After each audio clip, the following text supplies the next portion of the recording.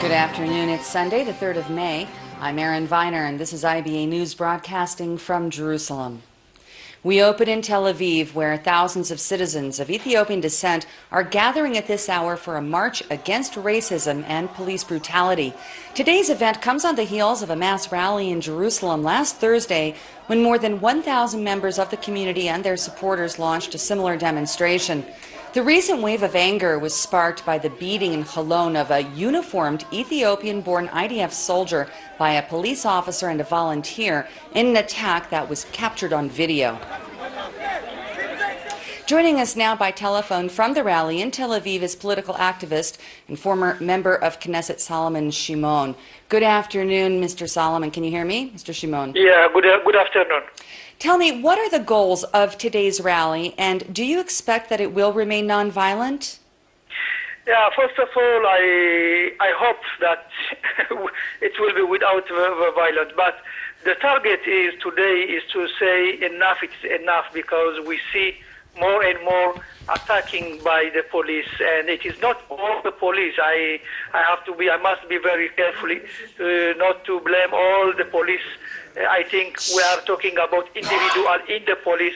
There are some policies that they don't know the rule, they don't know to respect the civil, the Ethiopian Jewish in Israel. Sometimes they let themselves to behave, to attack the Ethiopians just because the colors, because they see we are different. And now, today and Wednesday, we all of us on the street to say enough is enough. We want freedom, we want equality, we want to respect us, and it is not continue like that. So this is the reason we want to pass, but after that we want to sit and to see which programs we can do in order to improve the situation, the bad situation that we have, because now we see in the video the soldier in Hulon, but there is many cases that we cannot see and without video, and it's happening, this situation, everywhere, anytime, and we want to stop it.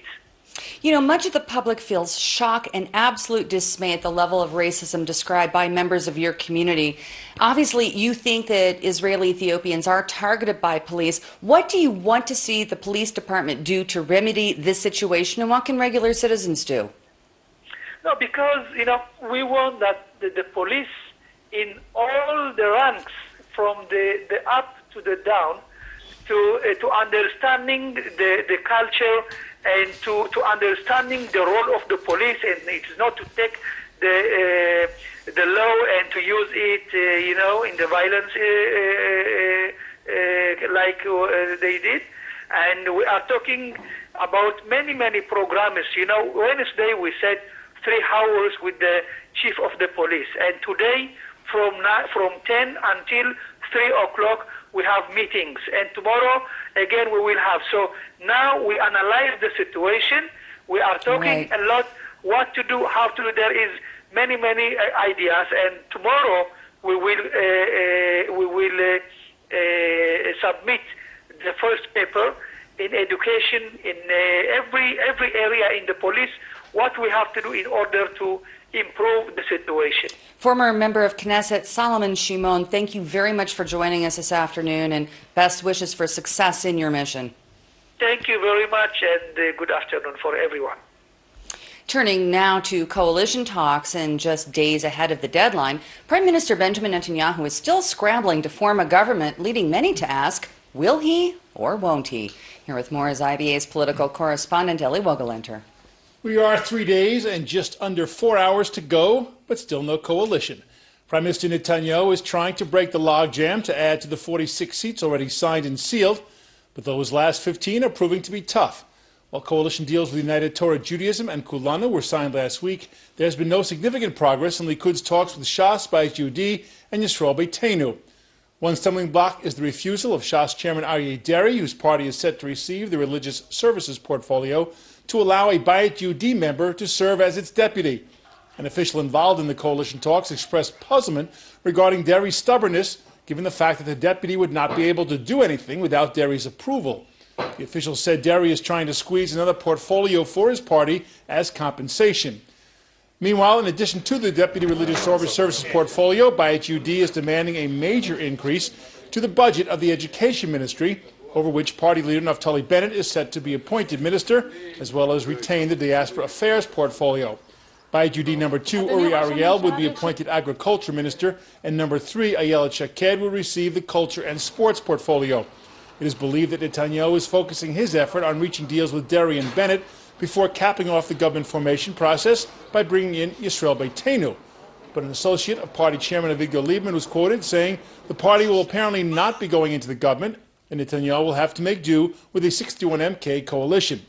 Meanwhile, Yesh Atid chairman Yair Lapid is threatening to file a petition with this high court should Netanyahu not appoint a health minister. Yaakov Litzman of UTJ was promised the role of deputy health minister with no minister above him. Said Lapid, "It cannot be that the health ministry will be headed by a man who refuses to swear allegiance to the state of Israel. We intend to turn to the Supreme Court against the appointment of ministers who don't swear allegiance to Israel and to its laws. Israeli citizens deserve full-time ministers." Aaron? Thanks for that report. Reactions to the nuclear deal with Iran are hysterical. That's the characterization from U.S. Secretary of State John Kerry, who told Israel's Channel 10 that critics of the agreement are failing to check their facts. Meanwhile, Prime Minister Netanyahu is renewing his own offensive against the Iranian nuclear framework agreement with the world powers. His latest attack was released in a video message to the influential Washington Institute for Near East Policy. Congratulations to all of you on the Washington Institute's 30th anniversary. Over the last 30 years, the Institute has provided decision makers with scholarly analysis of the Middle East, analysis designed to promote realistic policy when it comes to addressing the many challenges facing our region. And of these, none is more important than the threat posed by Iran's nuclear program. The Iranian regime proudly proclaims its hatred for the United States and Israel. It repeatedly threatens to annihilate Israel. This month, Iran's so-called moderate president presided over a military parade punctuated by cries of "Death to Israel, death to America." Iran is hosting yet another international competition of cartoons denying the Holocaust. Yet Iran doesn't just talk the talk, it walks the walk. It builds up terrorist bases along 3 of Israel's borders, in Lebanon and Gaza, and now on the Syrian Golan. It arms terrorists with thousands of rockets and missiles to be fired at our citizens. Israel simply cannot afford to let Iran obtain the capability to follow through on its genocidal designs. The international community cannot let Iran's aggression in the region, in Lebanon, in Iraq, in Syria, in Yemen, and elsewhere, continue under the protection of an Iranian nuclear umbrella. And the international community cannot afford to let the planet's foremost sponsor of terrorism have nuclear capabilities with which to terrorize the entire world. Preventing Iran from being able to build nuclear weapons is the foremost challenge of our generation. Unfortunately, the Lausanne framework fails to meet this challenge, and if it will be realized, it will make the world a much more dangerous place. But it's not too late. Countries around the world must have the courage and the resolve to hold out for a better deal, one that will actually do the job of blocking Iran's path to the bomb. Now, there are those who say that the Lausanne framework will make Israel safer. As the Prime Minister of Israel, I can tell you categorically, this deal will endanger Israel, big time. But it's not just Israel that will be endangered. The Middle East and the entire world will be threatened. A better deal is necessary. A better deal is possible. A better deal must and can be achieved. But if not, no deal is better than this bad deal. Turning now to Nepal, and concern is heightening over the whereabouts of Israeli tourist Or Asraf after documents linked to the missing 22-year-old were located, according to a Zaka emergency rescue team on the ground, which failed to provide additional details. Asraf's father, Patrick, friends, army buddies from his son's elite IGOS unit are also among those searching for Or. The video that you're watching was filmed from a camera strapped to the body of a rescue dog from the IDF K9 unit, which has also been deployed in the hunt for survivors of the 7.9 magnitude earthquake that devastated the Asian nation on April 25th. Senior local officials today said that 6 as of yet unidentified foreigners were among 51 bodies discovered in the northern district of Rasua today, not far from the Langtang region where Asraf went missing. 200 international trekkers are believed to be among the thousands who remain missing nationwide, as the death toll now tops 7,000 people and is still expected to rise. Residents of Kathmandu are now facing a critical shortage of supplies. According to the United Nations, 8 million Nepalese have been affected by the disaster, and 2 million will be in need of tents, food, and medicine for at least the next 3 months. The government is encouraging people to seek shelter and food in outlying villages by offering free bus tickets. But those trying to make a mass exodus from the capital say that it's very hard to find room on outgoing transportation. Seat and all the passengers, too much people, they want to leave. They have no shelter, no food, and very difficult to live in Kathmandu now. Here at home, there's another scandal brewing in the ultra-Orthodox community with the arrest of a rabbi suspected of operating a cult at a girls' seminary in Jerusalem. Yeshiva director Rabbi Aaron Ramati was arrested today following a string of protests and accusations from parents that he was using mind control techniques to exert his influence over the students. A team of social workers are involved in the police investigation, as are a number of utility inspectors over suspicions that the seminary has been illegally acquiring services. Investigators collected evidence during a raid of the premises and questioned a number of students. Amid his latest visit to the region, former U.S. President Jimmy Carter laid a wreath on the grave of Yasser Arafat and the Palestinian Authority. While speaking to journalists, Carter said that he did not meet with Prime Minister Netanyahu because it would be a waste of time given the Israeli leader does not support the two-state solution. Israeli officials say that both Netanyahu and President Reuven Rivlin refused invitations to meet with Carter because of his record of anti-Israel activity. In further comments from Ramallah, Carter said that he deplored criminal acts committed by members of Hamas, but announced that he does support moderates within the group, which he insisted is not a terrorist organization. He underscored his belief by insisting that Hamas Politburo chief Khalid Mashal is not a terrorist, but instead hailed him as a strong proponent of the peace process. During his meeting with Palestinian President Mahmoud Abbas, the former American leader urged the unity government to hold elections and end the de facto division between the West Bank and the Gaza Strip. And we hope that sometimes we will see elections all over the Palestinian area in East Jerusalem and in Gaza and also in the West Bank. And we believe that holding of elections will be a major beneficial and positive step for the Palestinian people. The other thing that we would add is that the full implementation of the agreement reached between Hamas and Fatah and others, as a matter of fact, last April of 2014, will be very important. And we'll be continuing to work to implement everything that was agreed on that date. Delegations from countries around the world took part in the recent ceremonies in the capital of Armenia to commemorate the 100th anniversary of the 1915 killings of an estimated 1.5 million Armenians that were massacred by the Ottoman Turks. Israel disappointed the Armenian hosts by sending low-level representatives from the Knesset to Yerevan, as well as by not openly referring to the mass murders as genocide. We get more in this report from IBA's Dennis Zinn.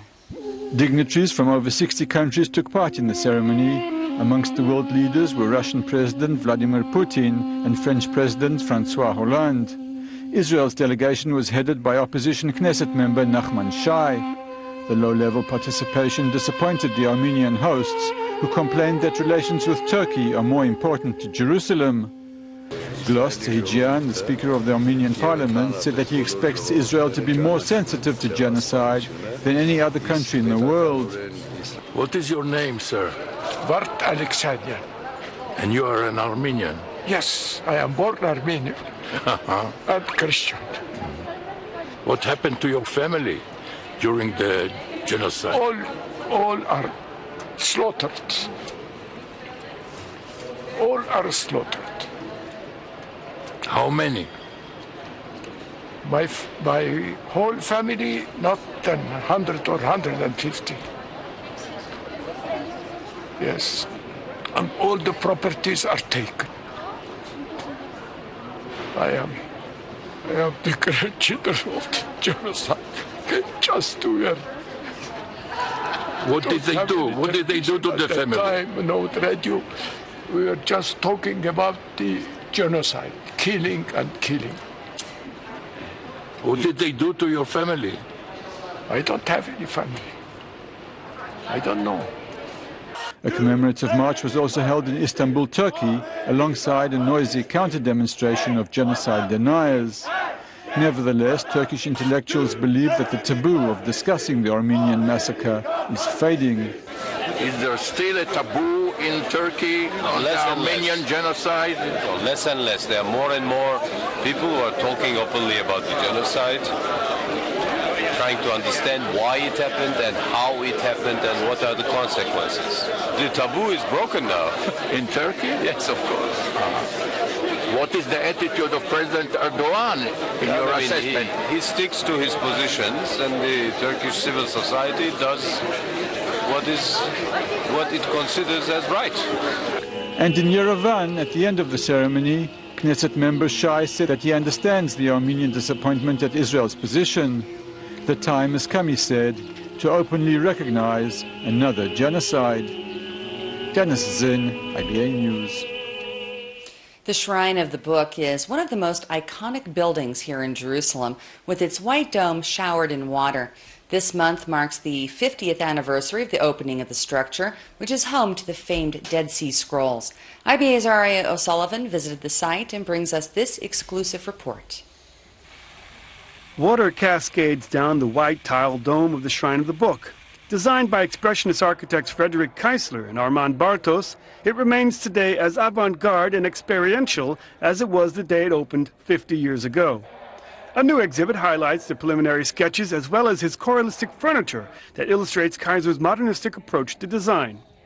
Israel Museum Director James Snyder says the idea was to metaphorically interpret the narrative of the Dead Sea Scrolls, which was a war of the sons of light against the sons of darkness. As you enter the foyer, now you see on the left examples of furniture that Keisler made that were part of his notion of total design.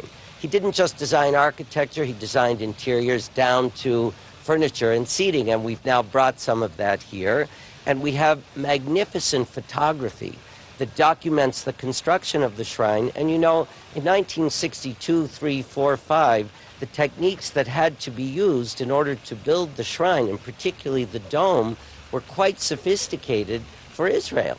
And yet it was accomplished here, and those photographs are magnificent. And then because the shrine became iconic almost immediately, we have fantastic photographs by major photographers who came from all over the world to photograph the shrine.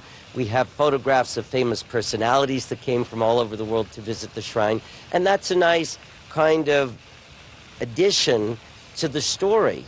The iconic shrine has become as integral a part of the Jerusalem landscape as the Western Wall. If you haven't visited it lately, now is the time. Aria O'Sullivan for IBA News.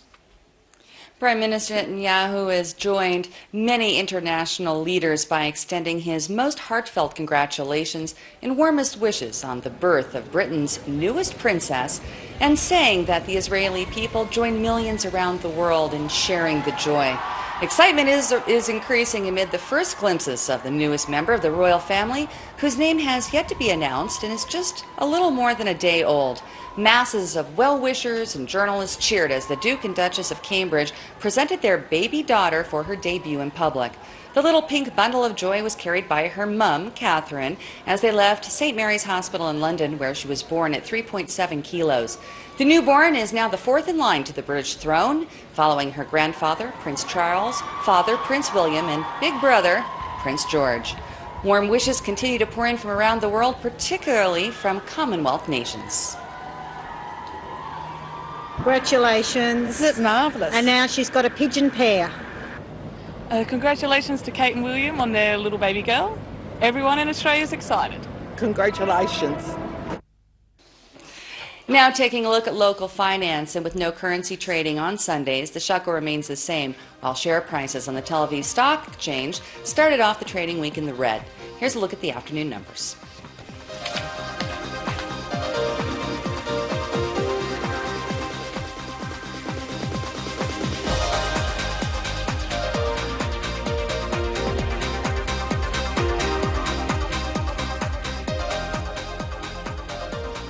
The IBA weather team says we can expect sunny skies, fair conditions, and a slight cooling off of temperatures, particularly in the mountainous areas. Here's the forecast at home and abroad over the next 24 hours.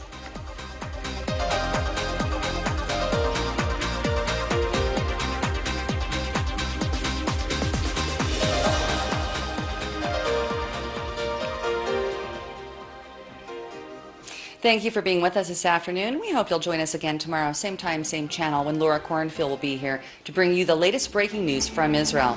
I'm Erin Viner, wishing you a great evening and shalom from Jerusalem.